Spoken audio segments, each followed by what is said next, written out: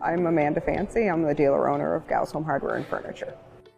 We've been at this location for about a year. We started in 1848, way back when. This is our 5th location, so we've never have left the town limits. So we're looking to build this location. We had lots of opportunity to potentially look at outside of the town limits, but it was really key for us to be and continue to be a growing business in Bridgewater. Bridgewater, Nova Scotia is unique. We have a beautiful countryside. Our town is 7,500 people, but then, our customer reach is about 45,000. So, we're talking about lots of small communities, hidden treasures. There's huge opportunity here, and I think that it's certainly worthwhile to make the visit, make the call, do some inquiring, because it certainly is somewhere where I think there would be some strong investment opportunities for sure.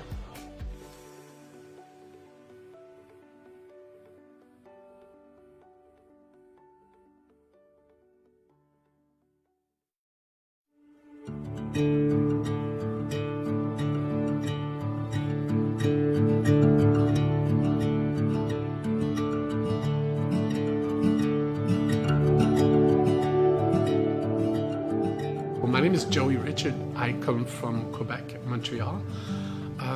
I've studied opera at the Montreal Conservatoire of Music, so this is where I've learned about Italian, the language, and the food. And my passion just became bigger and bigger for food. I've been cooking for 20 years, almost. I opened a family business, but the only thing I forgot is that my family is still in Montreal, so I'm like, I make new friends, I'm building this thing, but it is a family business here. My chef is like my brother, his wife is like my sister, so I recreated a family environment. We do the real recipes, starting from the real ingredients, and for Italian food, what the secret is, few ingredients and very fresh. So each recipe would be like 3-4 ingredients maximum, but it's just the best ingredients and makes it so delicious. If you think that it's impossible to have your own business, I'm the living proof that it is possible.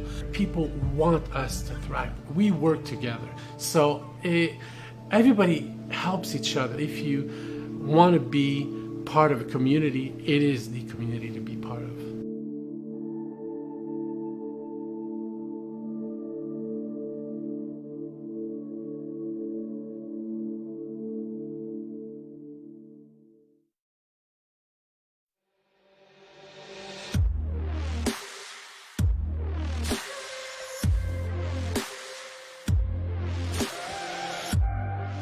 My name is Joel Holland. I'm the owner and operator of Manitou Athletics. I found the opportunity, started this gym in my parents' garage, and now we are currently in an 8,600 square foot facility. A lot of people come here because of the community. The things that we offer here are different than a normal gym. It's an open atmosphere where you come in, the music's played over the loudspeakers, not in your ears. You don't put earbuds in and just walk around from one machine to the other. You focus on yourself, but at the same time you get to meet new people. We have 3 floors, which we do CrossFit, boot camps, athletic training, and personal training. We have so many other businesses that are growing our economy and feeding into it becoming more populated, a place where people actually stay as opposed to leave. We're growing, we're getting bigger, and a lot of people are on the same push to become a better Bridgewater. I love this place. It's my home, and there is no other place that I would want my business to be.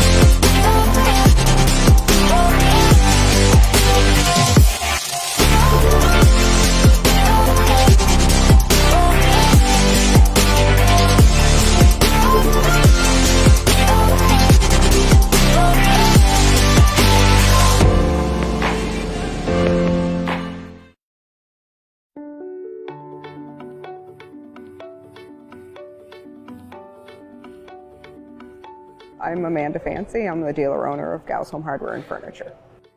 We've been at this location for about a year. We started in 1848, way back when. This is our 5th location, so we've never have left the town limits. So when we're looking to build this location, we had lots of opportunity to potentially look at outside of the town limits, but it was really key for us to be and continue to be a growing business in Bridgewater. Bridgewater, Nova Scotia is unique. We have a beautiful countryside. Our town is 7,500 people, but then, our customer reach is about 45,000. So, we're talking about lots of small communities, hidden treasures.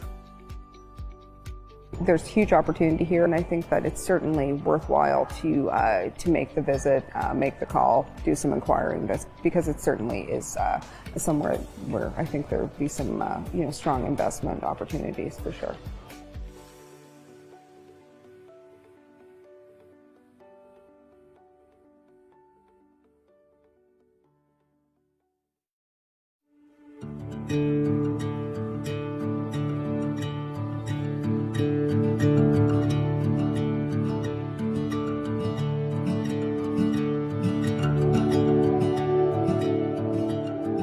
My name is Joey Richard. I come from Quebec, Montreal.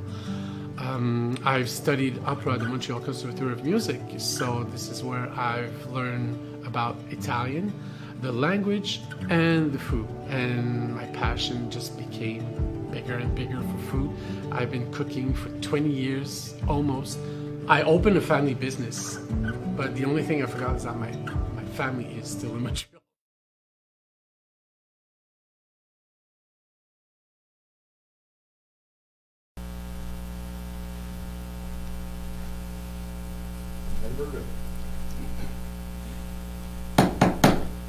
Good evening, everyone, and welcome to Town Council. It's Tuesday, May 23rd, and this evening Mayor Mitchell is away. I'd like to recognize that the town of Bridgewater is located in Mi'kma'ki, the ancestral and unceded territory of the Mi'kmaq people. First up, we have the agenda is circulated. Do we have any additions or deletions to the agenda is circulated? Okay, that has one addition. We have an addition, okay. And that goes to business and rising and unfinished business. All right, so looking for a motion to approve the agenda. I'll make that motion with the agenda. Okay, thank you, Councillor Tanner. Looking for a seconder, Councillor Conklin. All those in favor? Thank you. Motion passed. So I'll open it up to council for any announcements that they wish to share. Good. I'll just mention that the food truck rally on Sunday from 4 to 8 on King Street was very well attended. I think most of the food trucks were happy. I could see lots of lineups, lots of people, and and thank you to the Farmers Market for organizing this great event. So we have next on the agenda is delegations. I see our delegations are here for this evening. So if you're ready to come up, I have Terry Lynn Almeida, Accessibility Directorate, and Accessibility Act update is on the agenda. Thanks so much.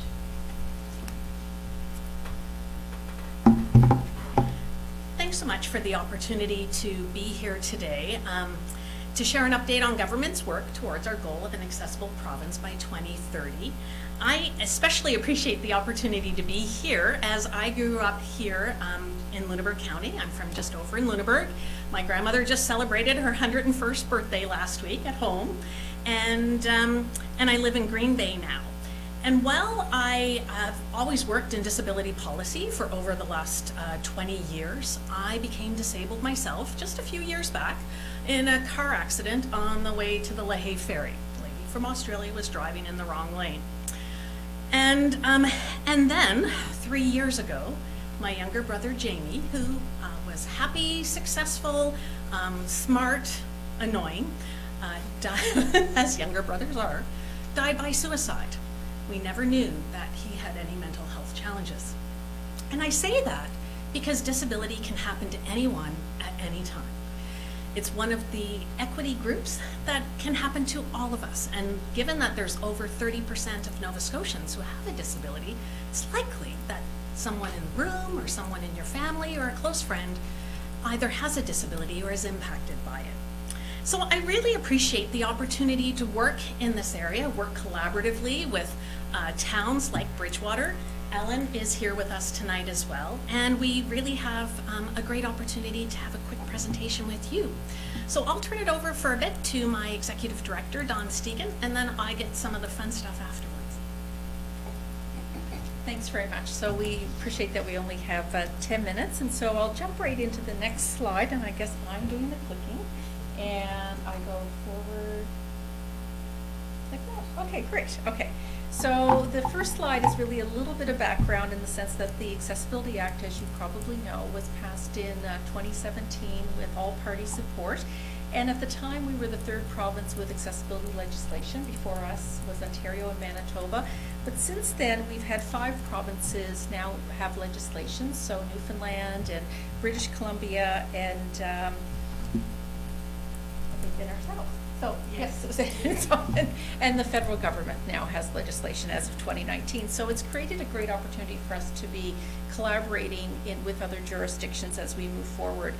Our goal with the Act is an accessible Nova Scotia by 2030. And so one of the first commitments in 2017 was to develop a strategy document that would guide us towards that goal. And so that's called Access by Design 2030, which you see on the slide. It identifies 6 priority areas because there's multiple pathways to accessibility.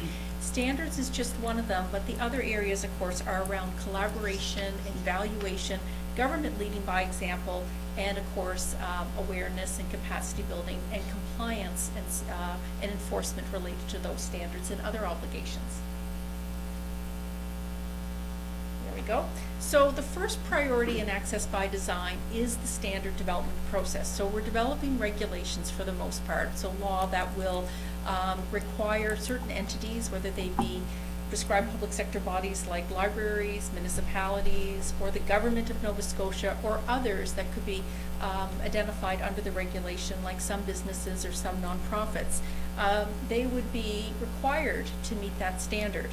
And so this is the standard development process. So it does take some time, and most of these steps have been identified in the Accessibility Act, and it's all about collaborating with the impacted sectors and persons with disabilities. So to start the process, the board, the Accessibility Advisory Board, creates a standard development committee of impacted sectors, and many times municipalities have been involved with those committees, along with persons with disabilities. And they spend around 2 years developing recommendations. So if you go on our website, you would see recommendations for a built environment standard or recommendations for an education standard. That's from the Accessibility Advisory Board. Once those recommendations come into government, and you'd be kind of like at step 4 or 5 if you're following the slide, the Minister of Justice then gives us the recommendations, and we begin drafting the standard. So we carefully review all the recommendations and we draft the standard. Then we go out to post the draft standard for 60 days. And we're actually, this is perfect timing for tonight's presentation because we're getting prepared to seek approval to post the first draft standard for 60 days for public comment, and that will be in the area of built environment. So after those 60 days, of course, it comes back to government. We have to consider all the feedback, and then the standard would be enacted. And I'll walk you through a little bit of the built environment and the other standards just very quickly. So this gives you an overview of some of the areas that we're working in. And specific to the built environment, it is our first standard. And so from 2019 to 2021, the Standard Development Committee, which is a committee outside of government, a committee of the board, developed the recommendations. They advanced the recommendations in 2 phases, and those documents are available on our website. And since 2021, for the last 2 years, 9 departments have come together to consider the recommendations. And they make recommendations not just for standards, but for amendments to the building code, because it makes sense to align our work with existing legislation like the building code, but also for guidelines as well. So our work is broader than just regulations. It's important to note that in addition to this summer, we'll be posting the draft standard for 60 days of comment. So we will be encouraging all municipalities to take a look at those regulations, as well as the amendments to the building code and the guidelines that are being proposed. But the recommendation that we're making to government is that the standard would be enacted in 2024. It would align with the enactment of or changes to the National Building Code in Nova Scotia, but that it wouldn't take effect until 2026. This will give lots of time for prescribed public sector bodies to be educated, to build their capacity. The other approach that we're recommending for the first standard for built environment is that it focus on a go-forward approach. So similar to Ontario and Manitoba, that it would be about major new builds and redevelopments. So it wouldn't be looking for retrofits. And so again, this is a balanced approach that other provinces have used. What we've said to government is we could consider another built environment standard down the road that considers retrofits, but for now this is kind of the place to start. And then finally, my part before I pass it over to Terry Lynn is there are other standards in the works. So it's not just about the built environment. We are actually working on a standard for education, and Minister will be releasing the recommendations from the board very soon. And so for the next 2 years, we'll be drafting that regulation with education and with advanced education and a couple of other departments. But it's a very big piece of work, and it's specific to the education sector. There is a committee that's been working for 2 years now on recommendations for a standard in employment, and they'll be consulting on draft recommendations this fall. So again, recommendations are long before standards get drafted. And we just announced a Goods and Services Standard Development Committee. So we're just getting going on that. I will say we're going to focus just on customer service for the Goods and Services Standard. And you'll be seeing later this fall a recruitment for a public transportation and transportation infrastructure standard.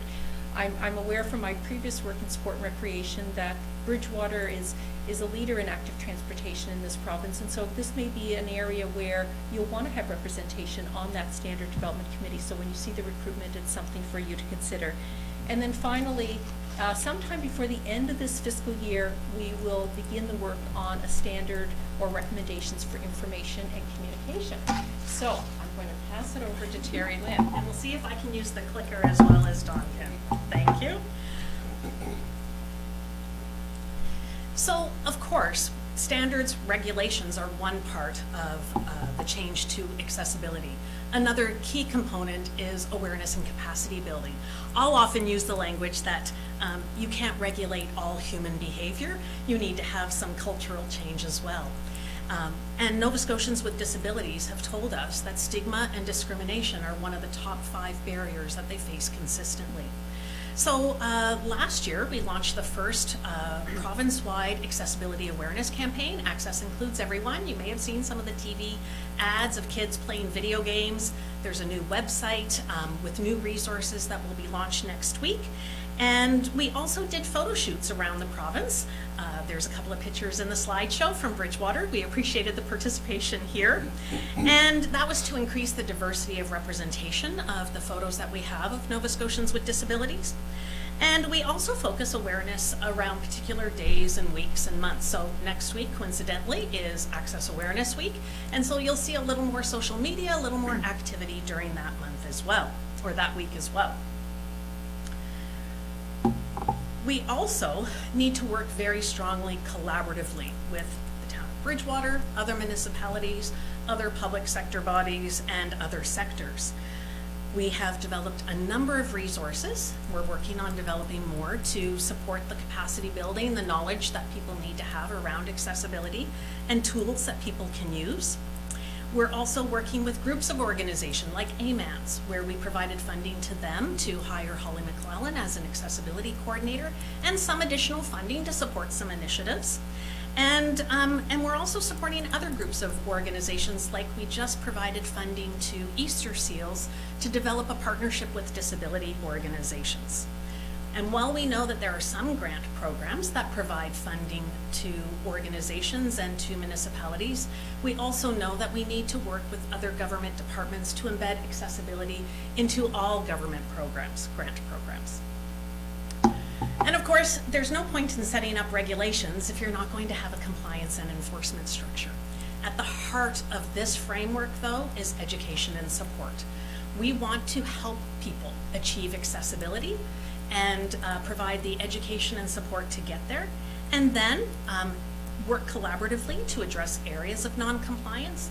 And if that's not working, then of course there are administrative penalties, just like any public sector organization can use, but that's certainly not the first approach.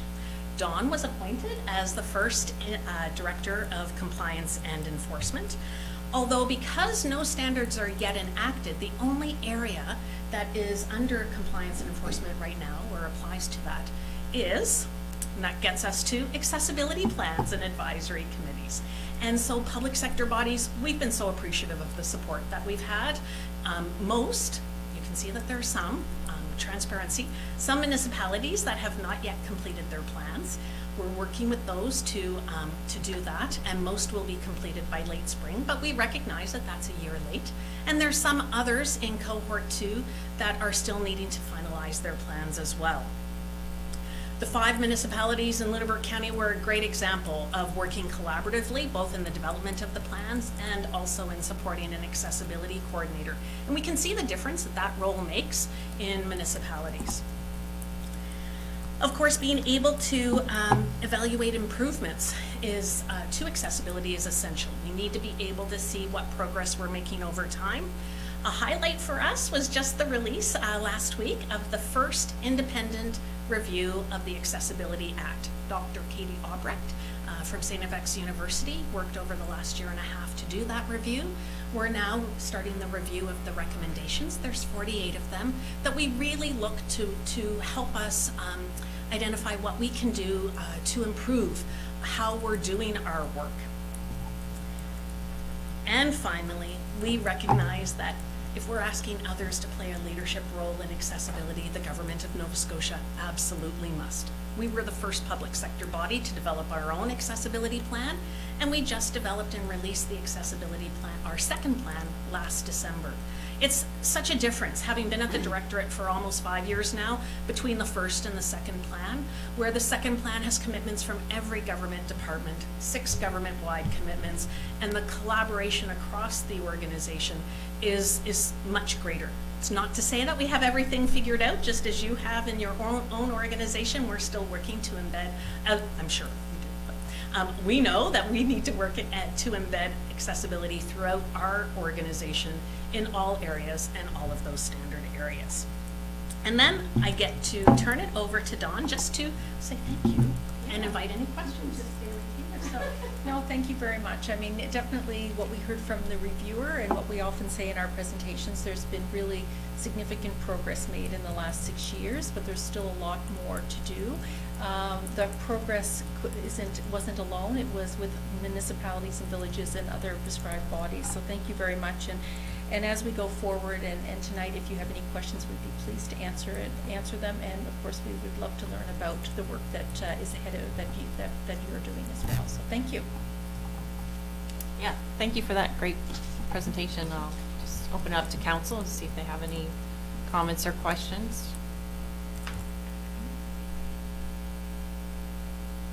Okay, wonderful. Thanks again for your presentation. Yeah.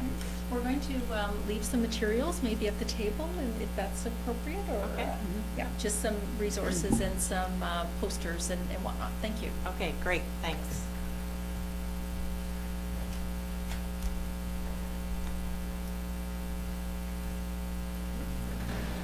So that brings us to the minutes from our last meeting, May 8th. Just open up to council. Have any comments, questions with regards to those? So looking for a motion to approve the May 8th minutes. Councillor McDonald, seconder, Councillor Conklin, thank you. All those in favor? Okay, motion passed. Thank you.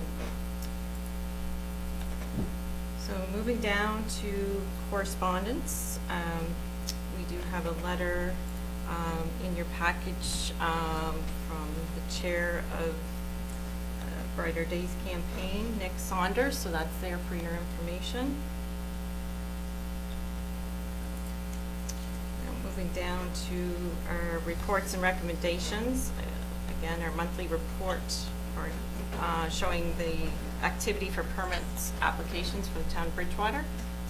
Again, for your information. Moves us down to the next item for review is our tender. So we have a 3/4 ton 4x4 super cab truck. Turn that over to our CAO, Tammy. Okay, so the operating budget for 23-24 had funds allocated for the purchase of a 3/4 ton 4x4 super cab truck, which is to replace a 2012 GMC Sierra 4x4. We had 3 packages taken out, tender packages for the truck, and 1 return. The evaluation criteria that was used to evaluate the 1 submission received is pricing, the ability to deliver the vehicle in a timely manner, compliance to tender technical specs, warranty plan, fuel economy, and added value. The tender was compared to the above criteria and met that, and exceeded it actually. The budget was $65,000. The amount that the bid was for was $82,264.10, including HST, and net HST at $74,599.95. So there's $9,599 in excess of the budget. So normally, based on the procurement policy amendments that were recently approved by council, this tender value would be approved by myself, but given that it exceeds the budget that was allocated for it, it has to come to council for approval. The recommendation is that council award the tender, and that would mean that there would be also approval of the over budget expenditure, the amount of $9,599.95 in HST, and that award would be to GW Motors Limited for the price submitted of $82,264, including HST, or $74,599.95 net HST. The other option for council is, of course, to not award, since it is over budget, and continue with the 2012 truck until the next fiscal year, at which time the budget amount would probably be adjusted to reflect the tender price that we received. It's suggested that we would fund the over budget amount from our year-end operating reserve if one exists, or not reserve, sorry, surplus if one exists, and if not, we would fund that from operating reserve. Questions on the topic? Anybody? Yes, Just a Councillor couple. Corbin? Yeah, so when is the expected delivery date to I don't have the date, exact date, but it was within a time frame that staff felt reasonable. Okay. So you're looking for a motion? Any further questions?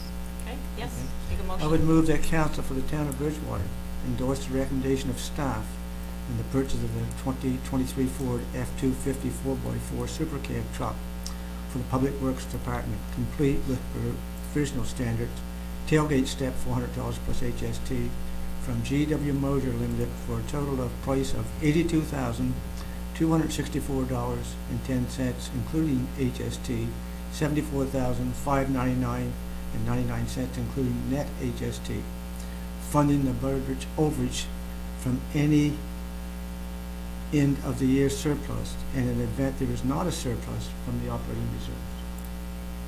Okay, seconder, Councillor Conklin.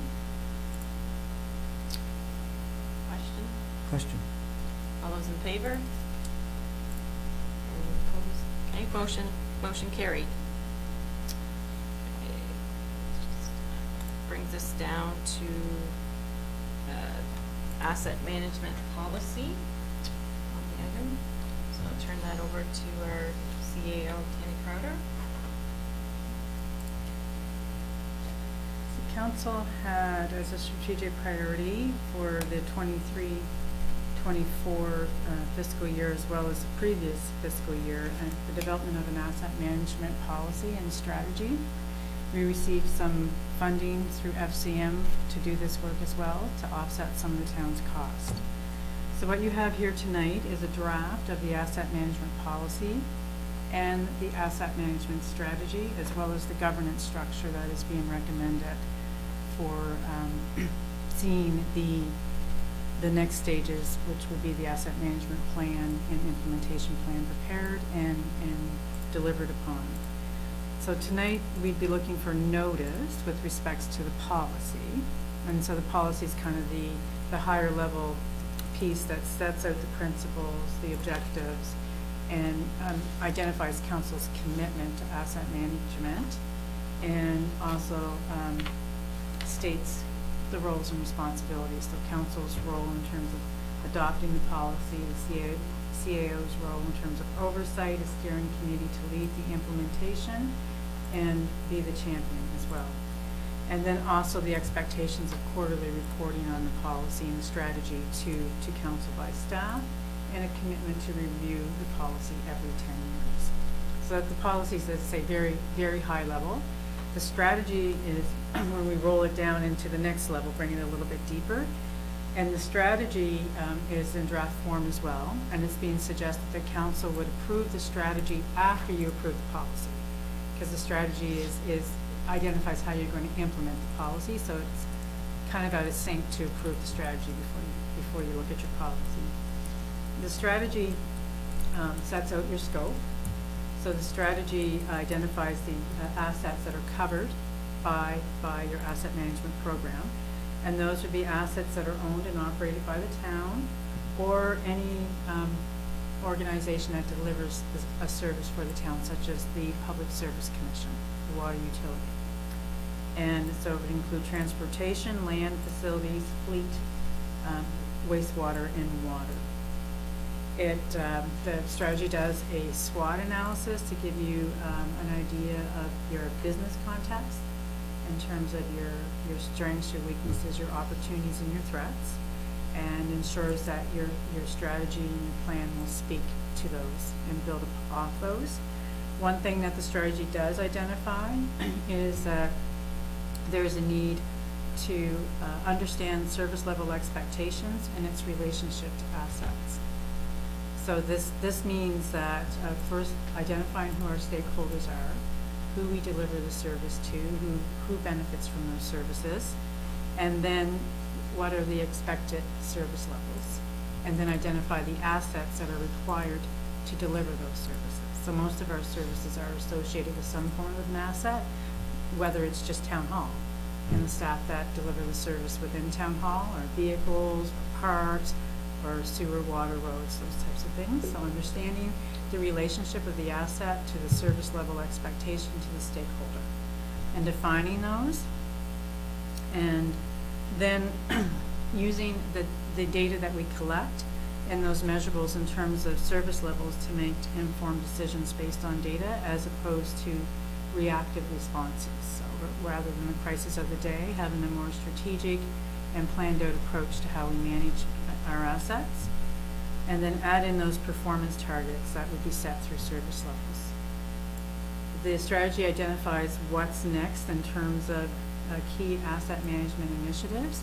So there is a table that's in the draft strategy, table 10.1, and that's on page 10. And basically what this does is it takes the Federation of Canadian Municipalities asset management readiness scale, and it has several steps in that scale, from when you're just right at the development stage to you're complete.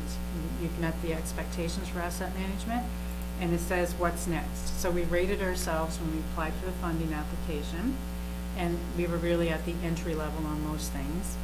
And then this says what's the next step to bring you up a step or two. So it identifies the things that we would do around data, around governance, around our policy, and then our decision making and how we use that information to make decisions. So that strategy sets out that those would be your next logical steps.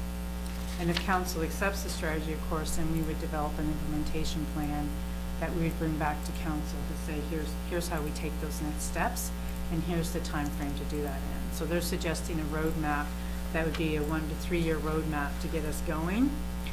And asset management will be an ongoing thing year after year, but we need to get to the point where we're comfortable with the data we're collecting and how we're collecting it and how we're using it. The strategy talks to our risk and opportunities.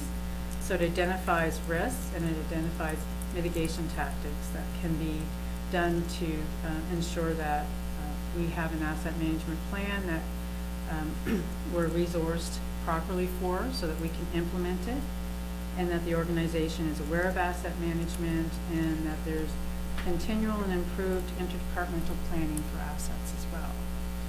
And then it sets out the roles and responsibilities, and that's really the governance structure. So the governance structure is a piece that's appended to the strategy that essentially says, council, you approve, and you're the oversight.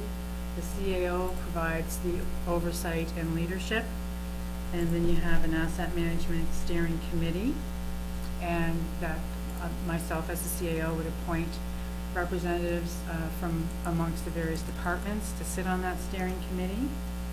And then the steering committee would have a chair that would provide leadership to the committee, and then we would have asset leads, so working groups essentially. That would be one for sewer or wastewater, one for water, roads. So those would be resourced by staff that work directly with those assets.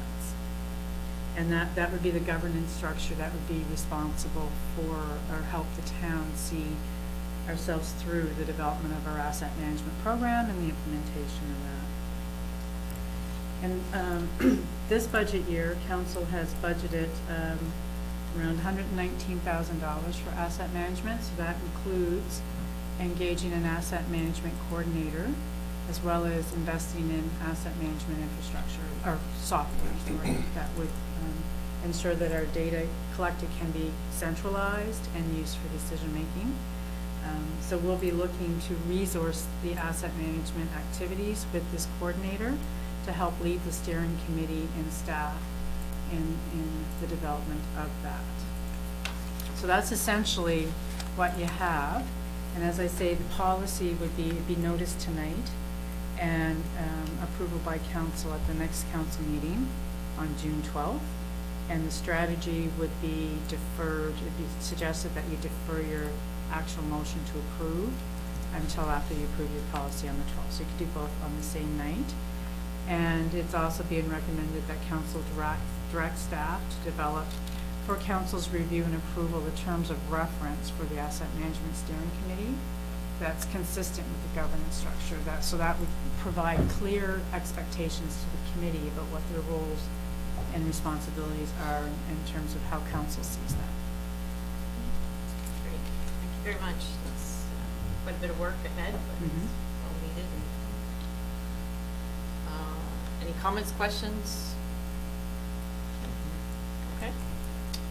So looking for a motion, please, for to give notice. Okay. Yes, Councillor Tanner. I move that Town Council for the Town of Bridgewater give notice pursuant to Section 48 of the Municipal Government Act that on the June 12th, 2023 council meeting and asset management policy will be considered. Thank you. Seconder, Councillor Thorburn. Question? Question been called. All those in favor? Okay, motion passed. Thank you. Second part to the first, another motion on the table. Do I have? You keep going if you'd like. Yep, go All ahead, right. Councillor Tanner, thank I you. move that council for the Town of Bridgewater defer approval of the draft asset management strategy and governance structure until approval of the asset management policy. Thank you. Do I have a seconder? Councillor McDonald. Thank you. Question. Questions? All those in favor? Okay, motion passed. Can I go Councillor 3 Tanner? for 3? Yep. All right. Great. I move that council for the town of Bridgewater direct staff to develop for council's review and approval a terms of reference for an asset management steering committee that is consistent with the proposed governance structure. Thank you. Do I have a seconder? Councillor McDonald? Thank you. Question. Question being called. All those in favor? Motion passed. Thank you. So that brings us down to item 9.4, is the Bridgewater Curling Club. So we have grant under the Designated Communities Project Fund. So do you just want to sort of recap us there? Sure. CAO? Yep. So council has approved the Bridgewater Curling Club's application under policy 97, which is the Designated Community Project Fund, to receive donations on behalf of the organization for approved capital projects that they may have. When the funds are collected, they become the funds of the town, and the town can expend them in any way that the town deems appropriate. The fund has been set up to enable funds to be received and charitable donation receipts given to assist community organizations that don't have that status in raising funds for capital projects. So there have been donations totaling $15,450 received with the request under the Bridgewater Curling Club since the last grant that was given to them. And they are only requesting at this point $7,100 of those funds be granted to the Bridgewater Curling Club for 2 capital projects that are planned for this summer. Thank you very much. So looking for a motion, Councillor Conklin. Thank you. I move that council for the town of Bridgewater approve a grant in the amount of $7,100 to the Bridgewater Curling Club under Policy 97, Designated Community Project Fund for 2 capital projects that are planned for this summer. Great, thank you. Do I have a seconder for the motion? Councillor Tanner. Question. Question being called, thank you. All those in favor? Motion passed. Thanks. Great. Moving on to item 9.5, briefing notes from our May 15th discussion session. Those are for your information. Anybody watching and wishes to go on and review these documents, they're all online, posted there under Town Council agenda along with tonight's documents. Moving on to business arising and unfinished business. We have item Exit 12A, interchange, revised cost share agreement and amendment. So I'll turn that over to our CEO, Tammy Crowder, for an update. So council received amendments to the cost share agreement for Exit 12A, which is between the province of Nova Scotia Department of Public Works and the town of Bridgewater. Those were received last meeting in camera and approved by council. They haven't been brought to the public record as there's another party that is required to consent to and sign those. So it's still kind of in the negotiations process, but we needed council to authorize the execution once they agreed. Since the last council meeting where council passed the motion to approve those, they've asked for some revisions which don't significantly change the intent, but nonetheless should be approved by council. So the recommendation is that council approve the revised amendments to the cost share agreement for Exit 12A as presented in camera on Tuesday, May 23rd, 2023. So, looking for a motion, please, to Councillor McDonald. I move that Town Council for the Town of Bridgewater approve the revised amendments to the cost share agreement for Exit 12A as presented at an in-camera held on Tuesday, May 23rd, 2023. Okay, I have a seconder for the motion, Councillor Conklin. Thank you. Question. Questions being called. Thank you. All those in favor? Okay, motion passed. Thank you. So So that brings us to the end of our agenda. Council will be having an in-camera meeting immediately following this meeting to deal with the matter under the Municipal Government Act, Section 22(2)E. So I'm looking for a motion to adjourn, please. Councillor Conklin and Councillor McDonald, thank you.